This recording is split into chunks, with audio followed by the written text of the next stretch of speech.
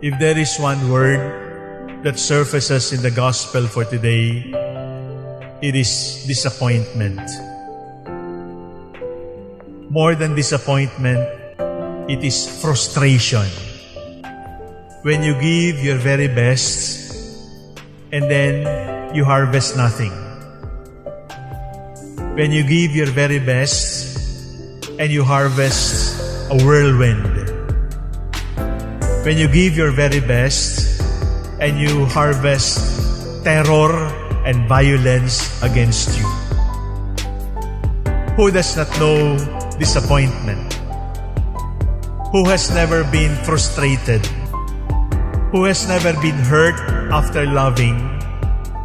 Who has never been hurt after giving so much and then not expecting very much? What we reap is gossip or intrigue or backstabbing or even worse, attempts on our lives. Can we love without getting disappointed? Can we serve without getting disappointed?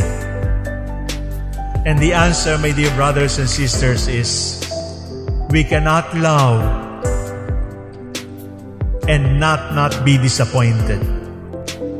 Because part of loving while we are still here on earth is the reality of being disappointed. That is why the Lord, who is fully human, allowed Himself to be disappointed, to be frustrated, to be hurt by the very same people He loved, to be hurt by the very same people He wanted to save, to be hurt by the very same people who were ridiculing Him, and to choose to say, Father, forgive them, they do not know what they are doing, even if they have not yet asked for forgiveness, even if they have not yet acknowledged their sin. Can we love without getting disappointed? No. And then the next question is, maybe we should stop loving so that we will not be disappointed? And the answer is still no. Why are we always disappointed here on earth? Why do we have to suffer rejection while we are alive? Why are our dreams frustrated? Why do our friends become traitors? Why do our children turn against us after bringing them up so well? Why? The answer is because we are living in this world. And everything in this world is limited. Everything in this world is blemished. Everything in this world is imperfect. And so it is with the way we love. With the way we love here on earth, we are blemished. We are weak. We are subject to temptation. We carry the roots of original sin in our love. Ang sagot po, bakit masakit magmahal? Kasi wala ka pa sa langit. Kung nasa langit na tayo, wala nang sakit magmahal.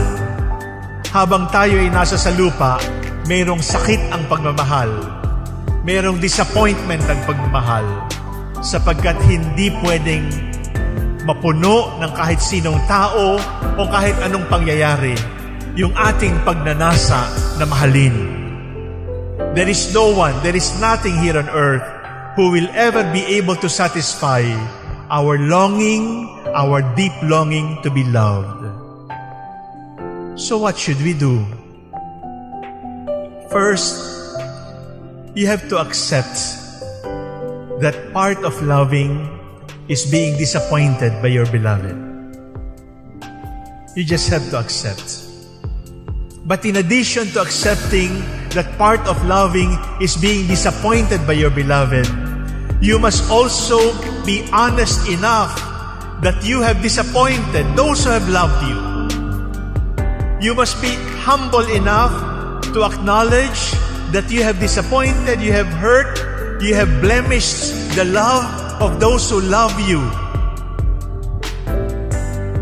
We have been hurt when we loved, but we have also hurt others when they loved us. And therefore, the key is to accept.